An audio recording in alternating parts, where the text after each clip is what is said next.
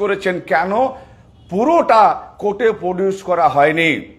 আপনি যদি সত্যিকারের অভয়ার বিচার চাইতেন, যেমনি আজকে ফিরহাদ হাকিম বললেন যে এই ধর্ষক এবং যারা খুনি তার অবশ্যই ফাঁসি হওয়া উচিত। আরে ভাই, কার ফাঁসি দেবে? সঞ্জয়ের? সঞ্জয় তো একা নেই। আগে সরকারের বলা উচিত, ফিরহাদ হাকিমের বলা উচিত, এই যে সিদ্দিকুল্লাহ সাহেবের বলা উচিত, হুমায়ুনের বলা উচিত, মমতা ব্যানার্জির বলা উচিত। আগে ধর্ষক দেখে এবং হত্যাকারীদের আগে ধরো, তারপরে কোর্ট বিচার করবে ফাঁসি দেবে না কি দেবে। আপনারা ভাবছেন তড়িঘড়ি করে ইনভেস্টিগেশন কমপ্লিট করে চার্জশিট সাবমিট করে সঞ্জয়ের ফাঁসি দিয়ে দেবে? না। শোনেন, এই আন্দোলন দেখে অনেকে হাসছেন।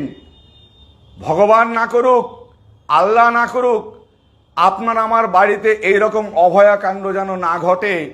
তাই এই অভয়ার বিচার চাইতে যে সমস্ত সাধারণ মানুষ এবং ছাত্রছাত্রীরা আন্দোলন করছে, আপনারা অনেকে বাড়িতে বসে আছেন, ঠিক, বাড়িতে বসে থেকেও এই আন্দোলনকে সমর্থন করুন। এটা ভোট নয়, এটা ভোট নয়।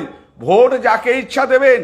আপনার আমার বাড়িতে মহিলা আছে, মা আছে, বোন আছে, বউ আছে, ভাবি আছে, আপা আছে, পিসি আছে, জেঠিমা আছে, দিদিমা আছে, তাদেরকে বাঁচানোর একটা তাগিদ আছে।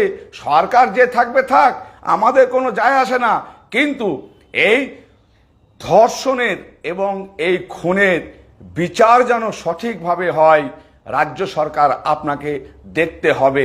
আমার মনে হচ্ছে রাজ্য সরকার, আমার নেতা অধীর চৌধুরী বারবার বলছিল, রাজ্য সরকার হৃদয়ের সহিত এই ব্যাপারটা দেখছে না। যদি দেখতো, ওসির মতো আরো অনেকেই ধরা পড়তো এবং কপিল সিবালের মতো লোক